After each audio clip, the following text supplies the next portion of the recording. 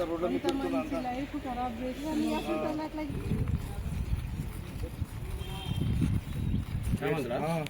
సముద్రం సత్యనారాయణ సార్ పట్టుకురావాలి చేపలు పడుతున్నాయి ఏం సంగతి చెప్పమంట ఈవినింగ్ అవర్స్లో రవీందర్ గౌడ్ అనే అతను కంప్లైంట్ ఇవ్వడం జరిగింది. అతని తమ్ముడు కుమార్ గౌడ్ ఆర్మీలో సుబేదార్గా పనిచేస్తాడు ఉత్తరాఖండ్ స్టేట్లో. సెలవు నిమిత్తం అతను లాస్ట్ మంత్ రావడం జరిగింది. అతనికి అతని భార్యకు మధ్య సంసార విషయంలో చాలా గొడవలు జరుగుతున్నాయి. చాలా రోజుల నుంచి వేరే అమ్మాయిలతో అక్కడ సంబంధం పెట్టుకోవడం చెప్పి ఇద్దరి మధ్య ఎప్పుడు గొడవలు జరుగుతుండే. చాలాసార్లు పెద్ద మనిషి సమక్షంలో మాట్లాడారు. అయినా మార్పు రాకపోయేసరికి వీళ్ళు నిన్న మొన్న కూడా మాట్లాడడానికి వచ్చిండ్రు.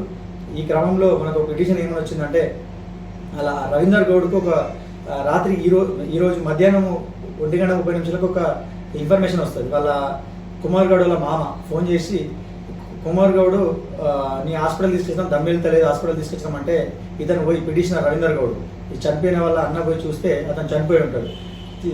ఆయన ఒంటిపై చూస్తే తీవ్ర శరీర గాయాలు ఉంటాయి. తీవ్రమైన గాయాలు ఉంటే అతను డౌట్ వచ్చి పిటిషన్ ఇస్తాడు. ఏం జరిగిందని తెలుసుకుంటే నిన్న నైటు 9:30కు భార్య తరఫున అంటే వాళ్ళ అమ్మ నాన్న, భార్య వాళ్ళ అమ్మ నాన్న, వాళ్ళ తమ్ముడు మరికొంతమంది వచ్చి ఇంటికి వచ్చి అతన్ని కొట్టి, రాళ్లతో కొట్టి, కట్టెలతో కొట్టి, ఇష్టం ఉన్నట్లు కొట్టిన తర్వాతనే అతను వాళ్ళ పొద్దున హాస్పిటల్ తీసుకుపోతే చనిపోయానని చెప్పి ఇలా చెప్తే, మనం దాన్ని చూస్తే అతను ఏంటంటే చంపినట్టుగా అతను కంప్లైంట్ ఇచ్చాడు. మనం దీనిపైన కేసు ఇన్వెస్టిగేషన్ మన దర్యాప్తులో పూర్తి వివరాలు తెస్తాయి.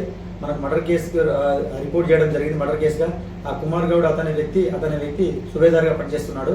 కాబట్టి అతన్ని కొట్టిన దెబ్బలు ఉన్నాయి పైన. మనకు పోస్ట్ మార్టం రిపోర్ట్లో పూర్తి వివరాలు తెలుస్తాయి. మన కస్టడీలో ఉన్నారు. వాళ్ళని మనము ఇంటరాగేట్ చేసి వాళ్ళ కన్ఫెషన్ రికార్డ్ చేసి రిమాండ్ చేయడం జరుగుతుంది.